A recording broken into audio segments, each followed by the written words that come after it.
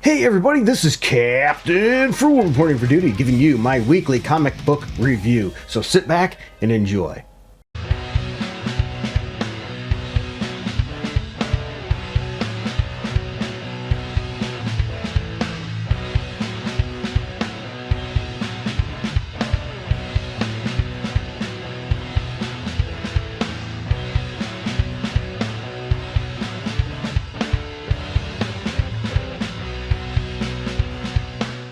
Alright everybody, for those of you that know the drill, I go over a bunch of comic books for the week that I chose to read. Now I didn't have time to read everything, so if I missed something you think I should have read, let me know in the comments below. Also, you may disagree with me on some of my choices. If that's the case, that's alright. Let me know below. Let's just try to keep it civil. My goal is to bring back the old schoolyard days, where we would be in discussing what hero could beat who or what comic book was good and not. And I come armed with my trusty notes, so you'll hear the paper rattle because I do it a little bit old school. I do my grading on a scale of 0 through 10, 7 being average as a 70%. So I'm using schoolyard grading. But that's not all. I also use the League of Comics Geeks to give you other people's views as well as a brief overview of the comic book as well. So let's jump right in.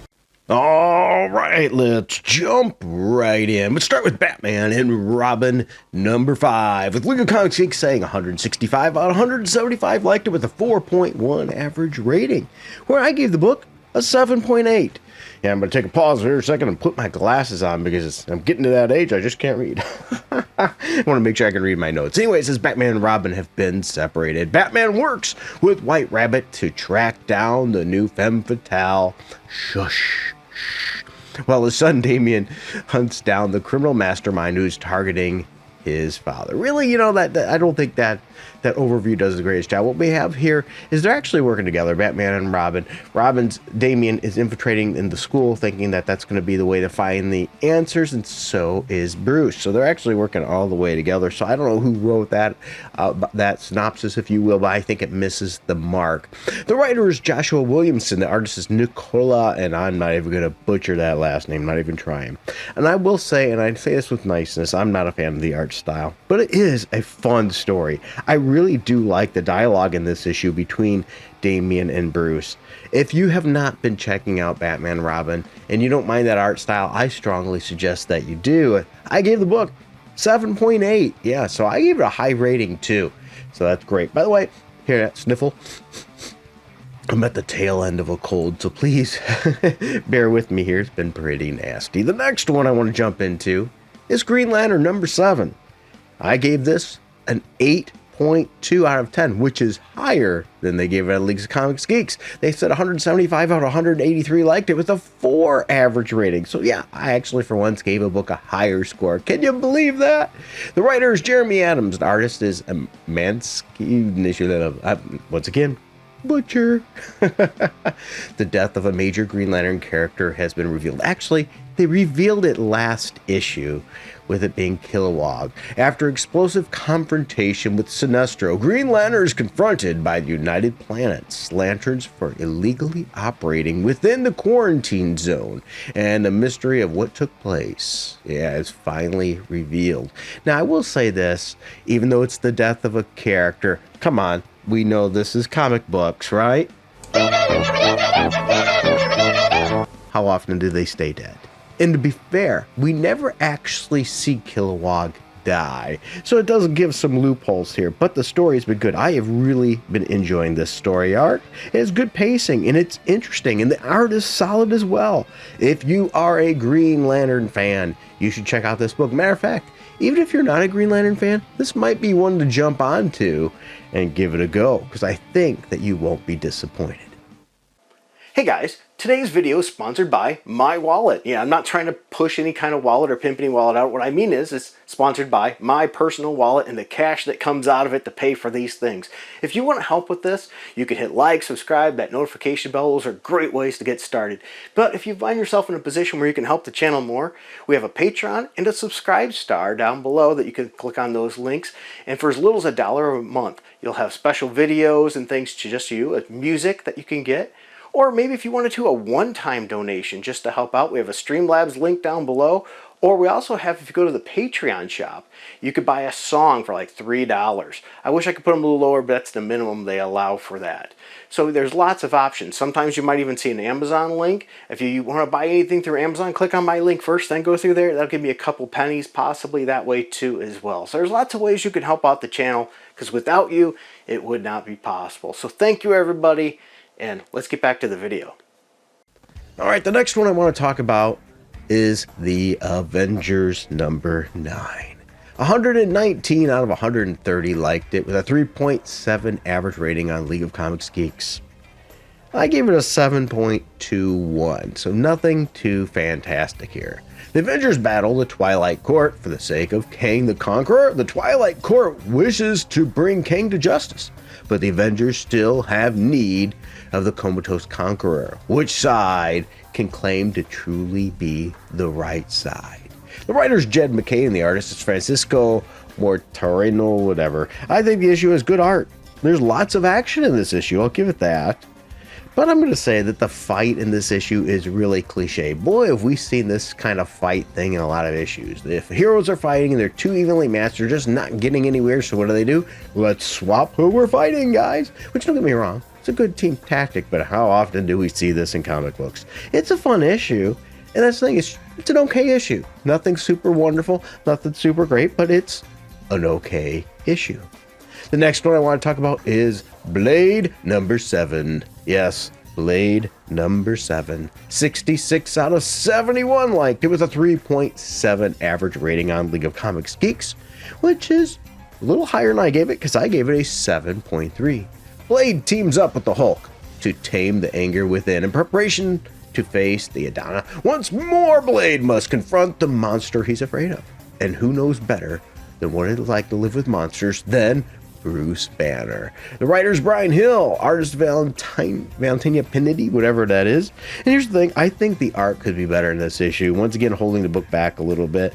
But this issue has a great connection to the current Hulk run. So if you've been reading Hulk, even if you aren't reading Blade, this might be a good issue to check out just for that connection alone. But once again, a good connection to the Hulk series. Interesting, I'd like to see if that continues more, if this was just a one-shot deal to make that connection. I think it's been a fun story. Once again, I gave the book a 7.3. Nothing super fancy, but if you're a fan of Blade, you probably aren't going to be going wrong here. But I'm not going to say if you're not, to run out and check this one necessarily. Now, this next one I want to review is part of a mini series of Gang War. I know not everybody is into the Gang War. I'm actually enjoying this Gang War mini. I'm not a big fan of these crossover event things usually, but the Gang War one, I think it's working okay for me. And this is Daredevil Gang War number 2. 57 out of 60 liked it with a 3.7 rating on League of Comics Geeks, where I gave it a 7.2. So once again, I'm not saying these are the greatest. I'm just saying it's not been bad. Gang War, I think, has been mid. Nothing like you have to run out and absolutely get, but it's sort of a nice change of pace, having some street level stuff, because it seems like Marvel lately has been pumping out nothing but galactic, major, huge superpower events, and they have something more, streetwise is just a little bit interesting to me. The writer is Erica Schultz, penciler Sergey Fernandez de Vala. If I pronounce that right, it says as the Gang War rages on, a new player emerges. New York City's criminal element stands poised to tear itself and the entire island to pieces, with only Elektra standing between them and the citizens of Hell's Kitchen. Now, whoever wrote that must have forgot about every other hero that's tied into the Gang War. Because, yeah, she chose to do Hell's Kitchen alone. She didn't have to. So just record, she could have had help if she wanted. Fighting against foes, first seen in Celadon. I can't speak today. Well, in this first explosive chapter of Daredevil recently anyway, Elektra has her hands full to begin with. Yeah, but a dangerous new player with powerful lethal abilities and skills to match Elektra's own explodes into the fray. Yes, we do get another character here. Good art and action. Good pacing in this issue too, and I think it's a fun story. Who is the new villain? I don't know who the new villain is, but boy, they sure look like X-23, so go figure there. I don't know what the story is. Did they do something with that character, or am I just jumping way off here, because I don't know what the current events are with X-23. I mean, I doubt it's X-23, but it really, the character displays all the kinds of stuff you would see from that. This next one's one I've been looking forward to. That's Luke Cage Gang War number 3, because I am, once again, a huge Luke Cage fan, especially when you pair him up with, of course, his best bud, Iron Fist, right? Danny, well, I call him Iron Fist. I know he's not the Iron Fist anymore, right? I know. Thanks, Marvel. Have to take him away because he's a white guy, right? I don't get that. It just, no. When they're taking the power away from the Iron Fist. Terrible. Danny Rand deserves the Iron Fist. Anyway, 32 out of 45 like this with a 3.2 average rating, which I gave this a much higher score. I don't know what's going on with me this week. Maybe it's all the medicine I'm taking. But I gave it an 8.4. Yeah, you heard me right. An 8.4. Writer Rodney Barnes, artist Raymond Box. Anyway, since the fight for New York is on, Spider Slayers are back and bigger than ever. Luke Cage, Danny Rand, Jessica Jones, Cloak and Dagger face a giant threat as they battle for the soul of New York. And I like that team up. That's a fun group. Absolutely. Good art, good action in this issue. It has good pacing. It has good characterization. I really did enjoy it, though I could deal without maybe what Iron Fist goes and gets. I think that's a little cheesy towards the end of the book, but I'm not going to tell you what that is because I want you to read it for yourself. The next book I want to jump into and talk about is The Sensational She-Hulk. 69 out of 71 liked it. By the way, it's issue number 4. I should have said that before. 69 out of 71 liked it with a 3.9 average rating, which is a lot higher rating, really, than I gave it because, well, actually not a lot higher, a little higher, because I gave it a 6.9, a little under the average. She-Hulk and Jack of Hearts go on vacation in space. Someone from Jack's past is looking for him. When two heavy hitters like She-Hulk and Jack of Hearts are in serious danger, that's a huge problem.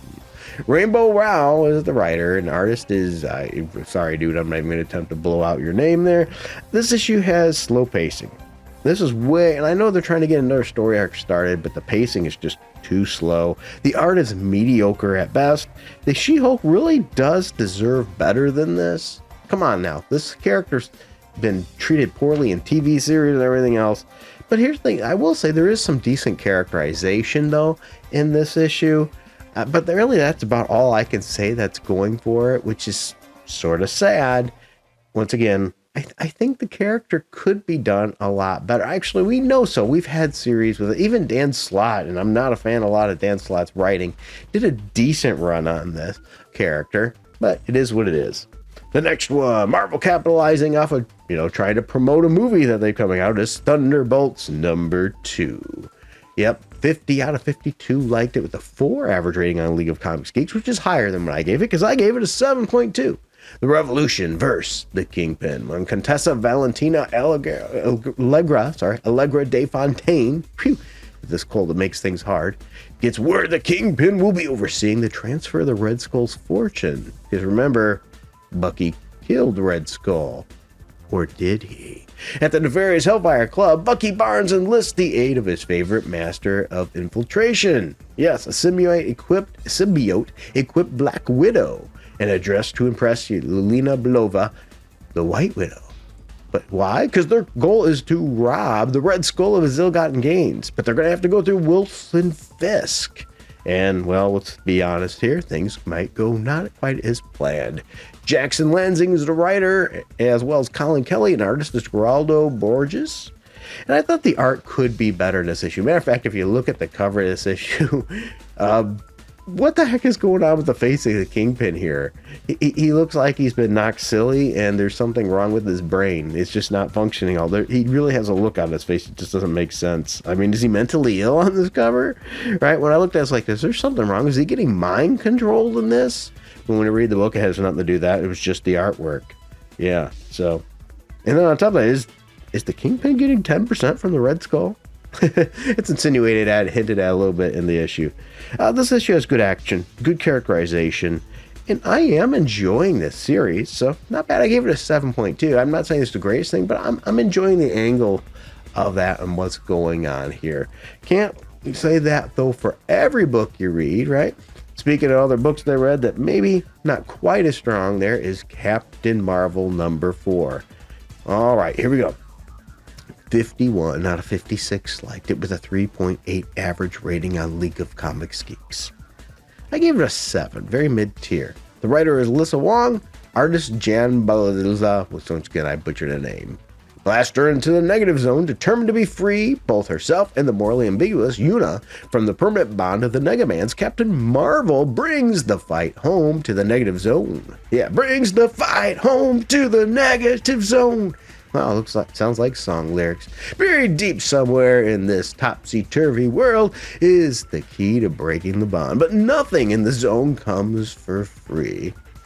And when Carolyn's up on Blastar's doorstep, the disgraced king gets a perfect shot at revenge. And I'm gonna give you a tip there. It's not really Blastar. There's gonna be some little twists and turns there.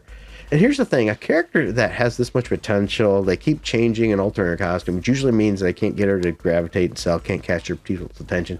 Give her a good artist. That would help right there. Give her a good artist that can draw these characters really, really well. I think this book deserves better art. It's an okay story. I'm still not a fan of this outfit change. I liked the previous one better. I would like to know your thoughts. Did you like this whole new jacket thing? I mean, are we trying to go back to the 90s? Is that what the goal is here? Just with crap art? I don't know. Or mediocre art. I shouldn't call this one quite crap art. Just mediocre art. And this issue is just meh. And that's the problem we keep getting with Captain Marvel. They have yet to do something where the story is great and the art is fantastic to really make it stand out and gravitate. They pull the readers in and make people want to keep reading. It's just always been meh. You check out the issue lately and it's just like, okay. And so when you have to go, do I want to pony up the $3.99 for a book that's just meh? Probably not. So then they got to wait until they reboot it again and hope for the best. Now, I haven't read every book this month. I didn't have time to do all that. There's some other books I do want to read this month, but if you have any recommendations, feel free to share them and share your views too, of where you disagree with my thoughts on these comic books too. That's perfectly fine. Thank you for taking the time, and thank these people here, because without these people, this channel would not be possible. I mean that. They continuously contribute to this channel, and without them, this would not be possible. So thank you to these wonderful people and supporting the channel. And thank you for taking the time to stick it through this far and watch it. Until next time, everybody, you have a wonderful, blessed day. Until next time, keep it frugal.